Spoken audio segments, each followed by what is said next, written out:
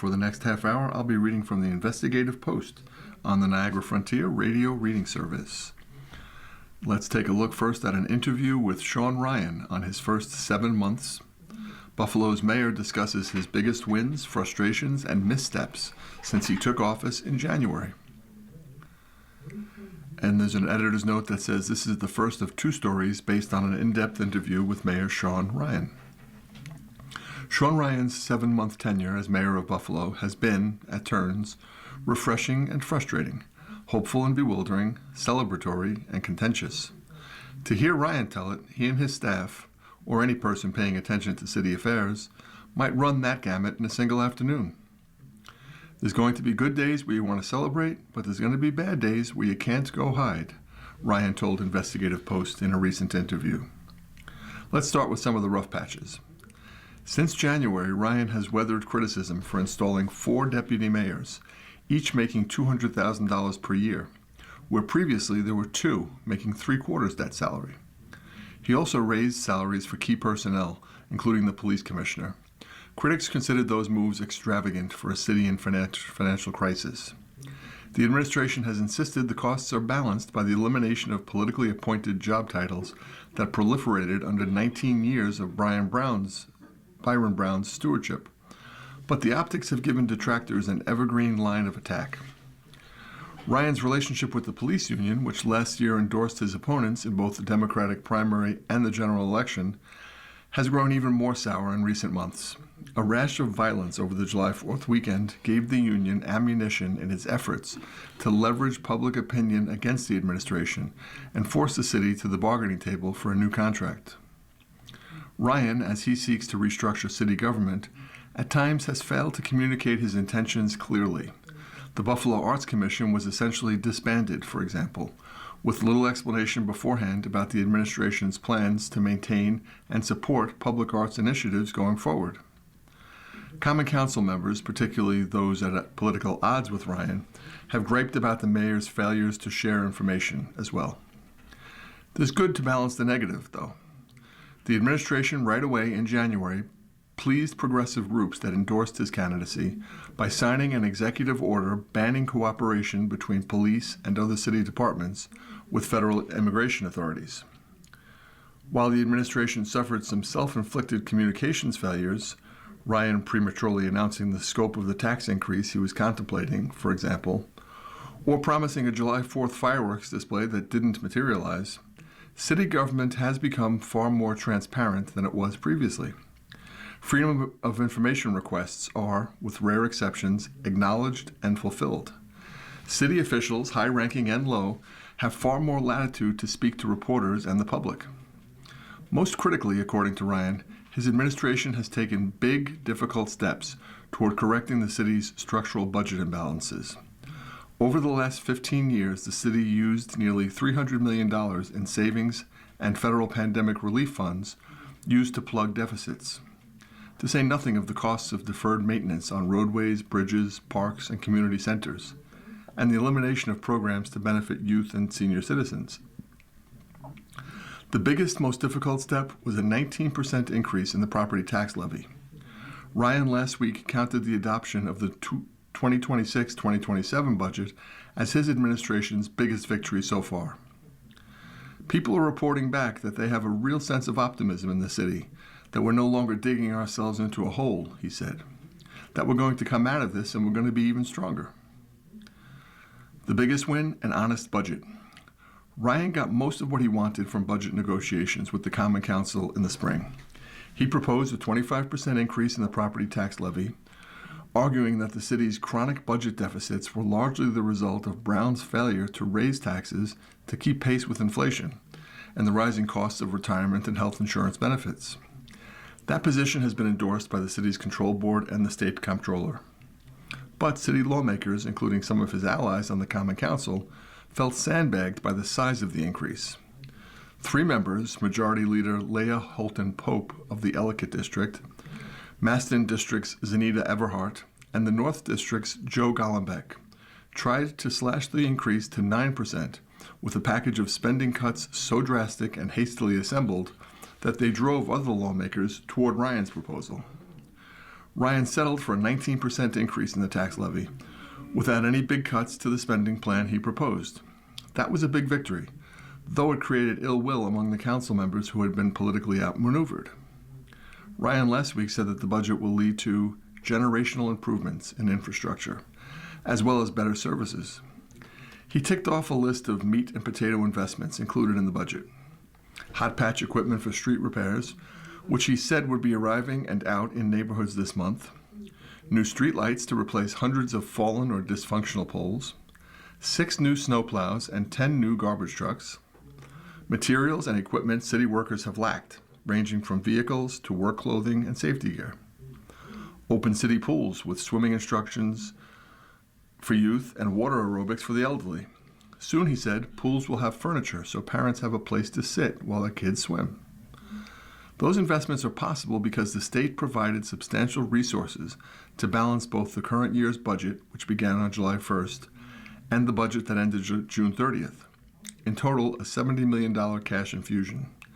The state also sent Western New York an extra $1 million last month for gun violence prevention programs, in response to shootings that plagued Buffalo and other cities over the July 4th weekend. Most of that money will be spent in the city. All that extra state cash represents a victory too, according to Ryan. As I said throughout the campaign, Buffalo cannot go it alone, he said. Collaboration with the Erie County government has greatly improved too, he said, compared to previous administrations. He noted that city crews this spring learned to use hot patch machinery to fill potholes under the tutelage of county workers, using county equipment on a stretch of Bailey Avenue so that they could hit the ground running when the city's own hot patch equipment arrived. County crews helped the city with plowing last winter, he said, and will do so again next winter. The county helped identify and open a Code Blue shelter in the city, has advised the city on human resource policies, and provided a blueprint for trimming the cost of health insurance benefits for employees. I can't thank Mark Poloncarz enough, Ryan said. They are there, waiting, ready, willing, and able to help us. Ryan's 4-year financial plan calls for further increases in the tax levy, 9% next year and 5% in each of the 2 years after that. He said he's confident that residents will recognize the value for their money. This budget sets us up to deliver basic deliverables to the city of Buffalo, he said. Snow plowing that's rational and works. Pothole plans. We got our pools open this summer. That's because of our budget. Biggest frustration, a ghost ship of a government. Ryan frequently talks about his astonishment at the dysfunctions he and his transition team discovered last winter while preparing to take the reins. In a December interview with Investigative Post, Ryan described City Hall as hollowed out by hiring freezes, lack of investment, and a demoralized workforce. The unpleasant revelations continue. He noted last week, as he has done before, that the city collects only about 7% of the fines and fees it issues. In the case of traffic and parking fines, that's in part because the city agency that processes those tickets uses software that's been obsolete for a dozen years. Those computers can't communicate with the state's DMV computers, which prevents the state from suspending registrations for unpaid tickets issued by the city. Without the threat of consequences, Ryan said, people don't pay. He said the same holds true for property taxes. The city has not held a tax foreclosure auction since 2019. As a result, out-of-town owners of rental properties know that they can skip payment with no repercussions. The remedies are simple, he said. Update the city's computer systems and restore the annual tax foreclosure auctions.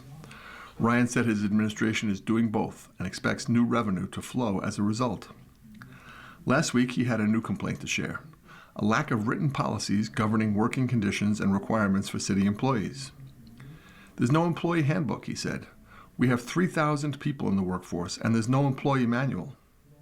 As a result, he said, the city had no policy in place to determine when it was too cold last winter to send sanitation workers out to collect garbage. When smoke from Canadian wildfires turned the skies orange in July, there was no policy governing whether city employees should be permitted to work outdoors. There's no policy on closing pools in the event of lightning. The only policy we had written was you have to be 48 inches high to enter a pool, he said. Every time we see a problem like this, it's almost like we're addressing something that's never been addressed before. There's just nothing left behind that you can build off of. On the other hand, he's been encouraged by the capability and willingness of city employees to do their jobs when given the green light to do so. You had a culture here where if you took an affirmative action and it went bad, that was on you and you were punished. If you took no action, then you would never be punished, he said. So we've been really going out of our way to listen to the folks who have been around, listen to their frustrations about how their departments could work better. Missteps, learning the ways of City Hall. Relations frequently have been tense between the administration and the council. Gollenbeck, the North District Council member, accused Ryan of lying to him about how the salaries of the 4 deputy mayors would be funded. Halton Pope has criticized administration officials for failing to share and discuss their plans with lawmakers before rolling them out publicly. Ryan, who spent 14 years as a state legislator before he was elected mayor, said some of these drifts are the result of being new to City Hall. Every government has its own culture. I'm still learning the culture of this building, he said. You know, there's a whole set of rules, and we're following all the rules, but there's also a way of doing things, and we're still learning the better way of doing things to conform with the culture. Many of his top staffers came from his state Senate office. 3 of the 4 deputy mayors are versed primarily in the workings of Erie County government. The 4th has no experience in city government either. So in some of my earlier communications with the council, I was following the rules, but I didn't really understand the culture. The culture is to have more informal conversations, to give people a heads up on things, before they happen, Ryan said. I'm getting a better handle on that culture. You are listening to a reading of articles and features from the Investigative Post on the Niagara Frontier Radio Reading Service. Next story is titled, Buffalo Will Be a Destination City. Cleveland, too. Great Lakes cities like ours have access to fresh water and enjoy a temperature climate that will eventually prompt an exodus north as the Southwest bakes. This is from the Off the News column, where Jim Haney comments on recent stories that caught his eye. Water rationing is about to begin in Arizona, Nevada, and California. The Washington Post reports that those states will be required to curb their use of water from the Colorado River by a combined 20% over the next 2 years, and could ultimately face even larger cuts. The combination of water shortages and scorching temperatures, today's forecast for Phoenix is for a high of 112 degrees, will have long-term implications for Buffalo and other cities on the Great Lakes. We've got plenty of fresh water and temperate weather. In due time, places like Buffalo, Cleveland, and the like will become destinations for climate refugees. In the meantime, the challenge for Great Lakes cities is to get their act together. In Western New York's case, that starts with cleaning up our government and environment. It's not too early to start planning for that future. A story in City and State New York asks the question, should our state legislature meet year-round? Lawmakers meet in session from January through June. At $142,000, they're the highest paid state legislators in the nation and supported by large staffs. There's a case to be made that they ought to be in session for at least part of the second half of the year. But that's not the most significant reform to be had. That would be reinvigorating the legislative process, which presently puts too much control in the hands of the leadership of the Senate and Assembly, who in turn negotiate with the governor, aka 3 men in a room. The state budget and many key policies are then presented, take it or leave it, to the rank and file at the 11th hour of the legislative process. Trump's war against Iran is good for business at Moog, which reported a big increase in profits in its latest quarter. Contributing to the increase is a push to replenish the military's stockpile of missiles, for which Moog produces guidance systems. The war is also good for the big oil companies, which are reporting a huge increase in profits. Exxon's quarterly profits more than doubled from the previous year to $14.5 billion. Chevron's quadrupled up to $12.1 billion. A new study has determined that economic development subsidies do indeed lead to job creation for lobbyists. Ken Crewley reflects on the legacy of Robert F. Kennedy, the father, not the son. I consider RFK's assassination one of the great tragedies of my lifetime. I think we'd be living in a much different country if he had lived to be president. The trend to electronic vehicles is unmistakable and probably inevitable. So why is Detroit retreating in favor of gas-guzzling trucks and SUVs? File this one under Let Them Eat Cake. Trump has ordered 250 Cadillac Escalades for his presidential motorcade, declaring, "We look sharp in those Escalades." At the same time, his administration has announced the elimination of subsidies for Medicare Part D, the government health insurance program's prescription drug benefit. That will drive up costs for tens of millions of beneficiaries. In short, he wants to spend on bombs and Cadillacs, not prescription drugs. But it's not just old people he's gunning for. His administration is also going after Head Start. File this under Presidential Pettiness on Display. Trump overruled his own agencies to deny disaster relief to 4 blue states, and his administration withheld clean energy grants to states that voted for Kamala Harris in the last presidential election. The drill baby drill president is refusing to release $7 billion in transit funding approved by Congress. It's not as though he's ignored public transit. He reportedly wants Penn Station in New York City renamed after himself. Trump is trying to strangle Cuba into submission. Cubans are responding with resourcefulness and hanging tough, as difficult as it is. Reports the New York Times.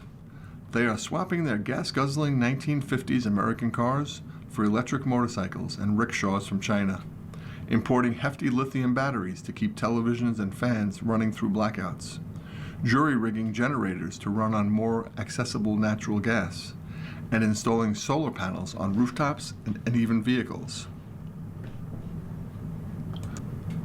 Challenges to Zellner's leadership mount. The embattled Erie County Democratic Committee chair may win re-election in September, but what are the odds he's still a chair a year from now?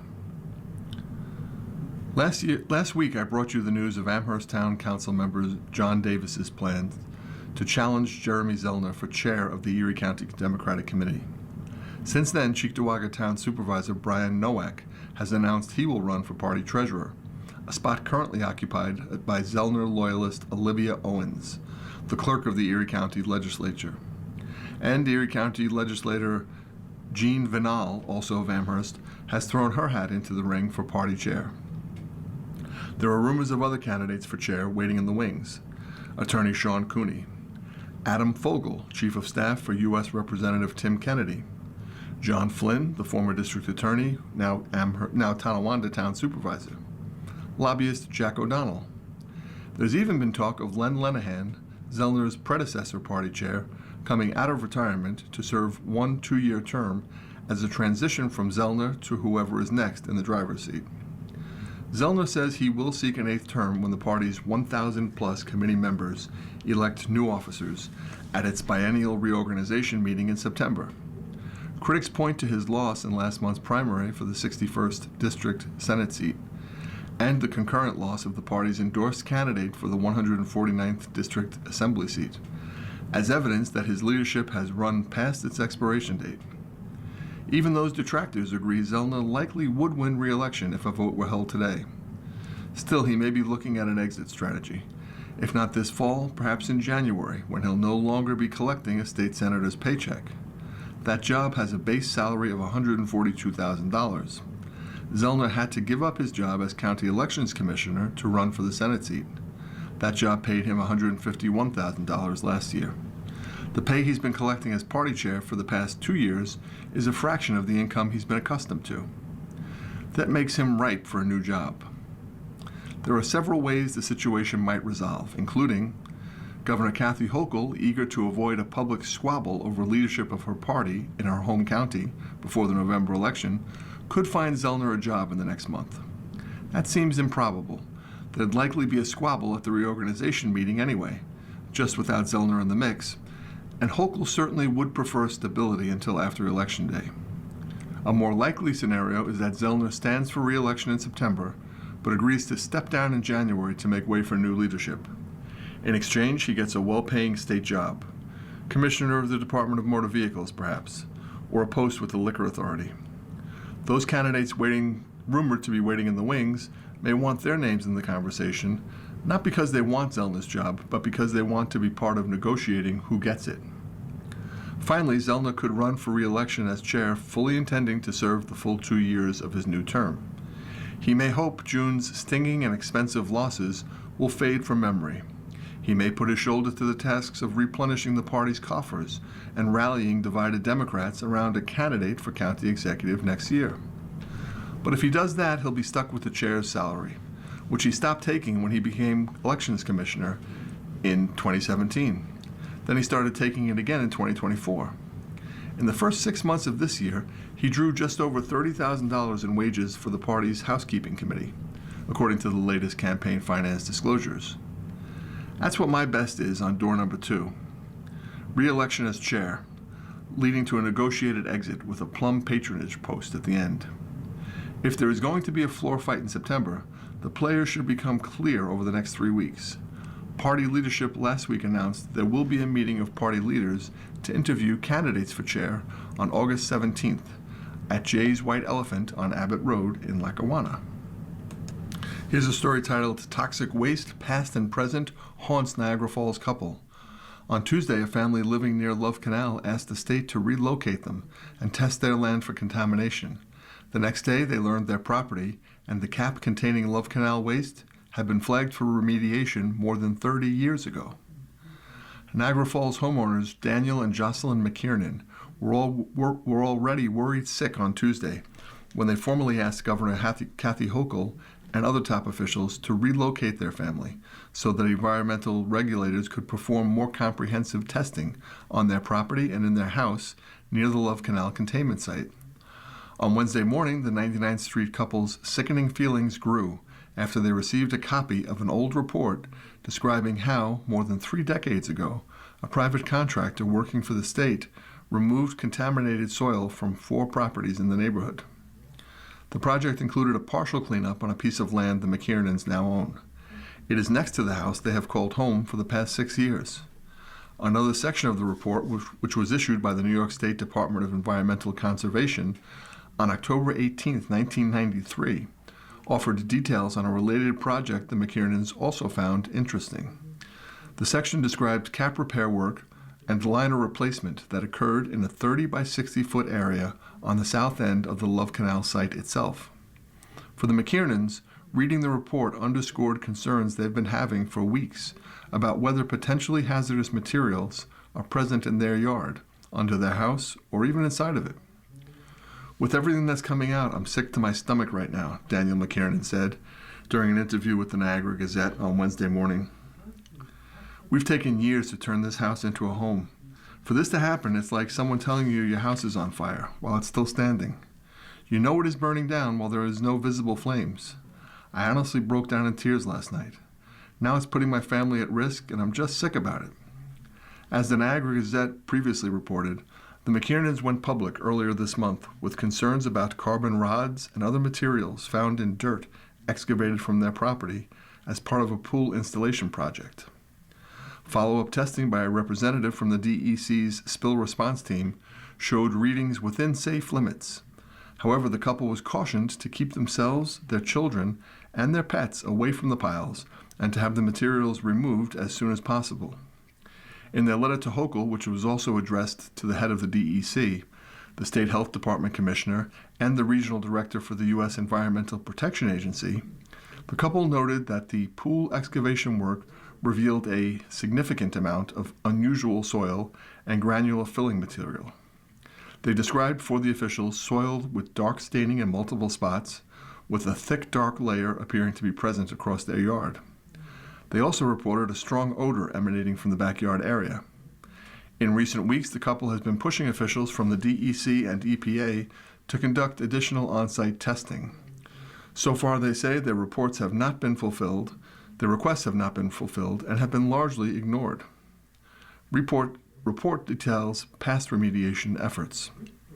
Before obtaining a copy of the DEC's 1993 report, the couple was not aware of the prior removal of contaminated soil at 9903 Black Creek Drive, a property owned by the McKiernans that is adjacent to their residence.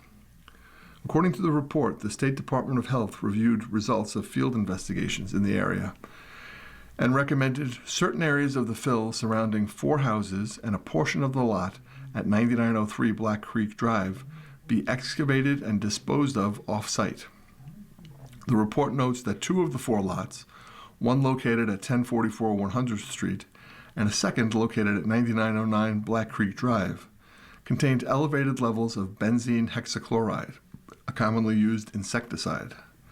According to the report, the DEC conducted a subsurface investigation to identify the limits of the material and collect samples for analysis. The report indicates that the investigation found black ash containing elevated concentrations of mercury, deemed not hazardous. The private contractor removed the ash material, with the DEC inspecting and accepting the work on August 24, 1993. Kristen Civiletto, a local attorney and author of the book Thundering Water, The Toxic Legacy of Niagara Falls, said that the DEC report came to light thanks to the works of one of her fellow researchers, Dr. Caitlin McShane, a graduate of the University of Boulder, Colorado. In multiple reports filed over the course of decades, state and federal environmental regulators and representatives from Glen Springs Holdings, the private company currently responsible for monitoring operations at the Love Canal landfill, have consistently held for years that the site's liner remains intact and fully functional. The DEC noted that in keeping with ongoing radiological survey work being conducted in coordination with the EPA, a surface radiological scan has also been taken of the McKiernan's property. The scan did not detect radiological readings above background, according to the state agency.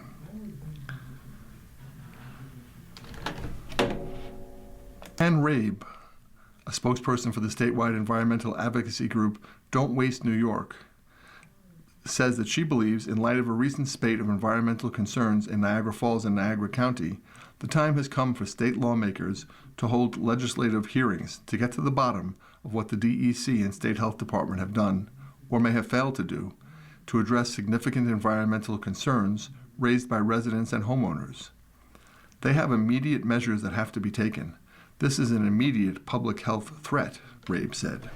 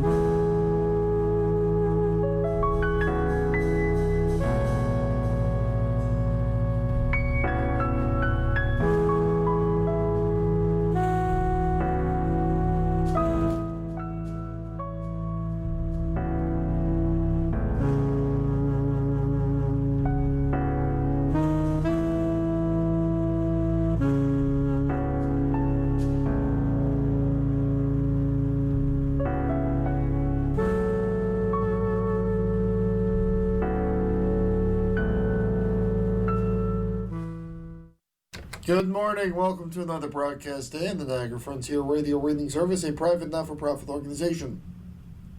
Radio Reading volunteers broadcast daily readings of newspapers, magazines, and books to area blind or handicapped persons who are provided reading radios. As always, please feel free to contact us with your comments, suggestions, or with any questions you may have. And please stay with us. Our Reading the Buffalo News is coming up next.